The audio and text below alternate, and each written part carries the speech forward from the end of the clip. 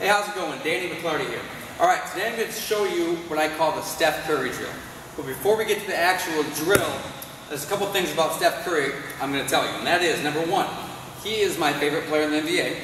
And number two, he does something as effectively as I've ever seen anybody do in the league or any level.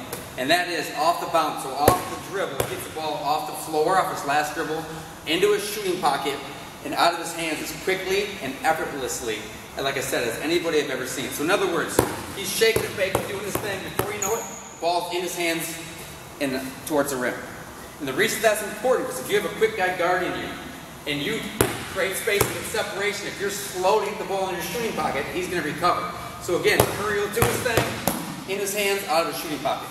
So you start watching him doing that, and it's just mind-blowing how quickly he gets it out of his hands. It's almost like he's in his backyard shooting a 5-footer by himself with no pressure when he's doing a 23-footer against some of the quickest guys in the league. So start checking that out and you'll be amazed as well. Alright, before we get to the drill full speed, let me just break down what we're going to be working on here. As I mentioned earlier, he gets the ball off his last dribble into his shooting pocket, out of his hands, very quickly. So I'm really big into getting a lot of repetitions in.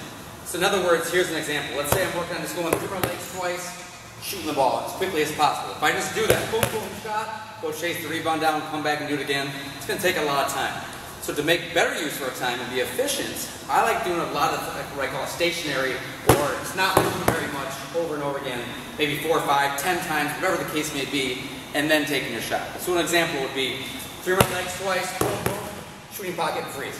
Take it again, eye the guy up like you're about to go around him, and then boom, boom, shooting pocket quick. And then making the fourth one, I actually shoot it. Okay? So with that in mind, a couple things. One thing that makes Steph Curry so effective at this, besides being quick, he has hardly any mishandles. So he'll very rarely make a move and kind of fumble it and go into a shot. He picks it up clean almost every time. Gets the ball into the shooting pocket clean. And again, to get good at that, it takes tons of reps, which is why I want you to do a bunch of stationary first before you actually do the shot. Again, better use of your time, more repetitions equals doing it more effectively. All right, so here's what it might look like going to the hoop. I'm just going to make something off the top of my head here. Repeat the same move over and over again. Again, to get a lot of reps in, and then eventually after a number of reps, take my shot.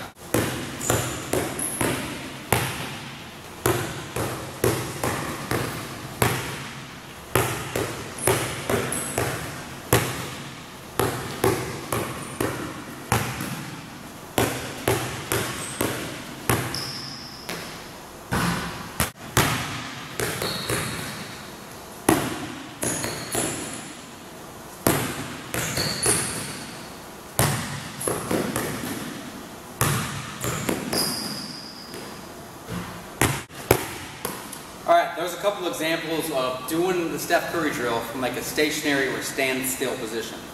Another thing I like to do, another scenario is I start back by half court, and every time I make up my move, I move one step closer towards the hoop, so when I get in the paint, I actually shoot it. Again, a great way to be efficient with your time and get a lot of reps in. So I'm just going to make something up on the fly, stay with it until I get in the paint. So here it goes.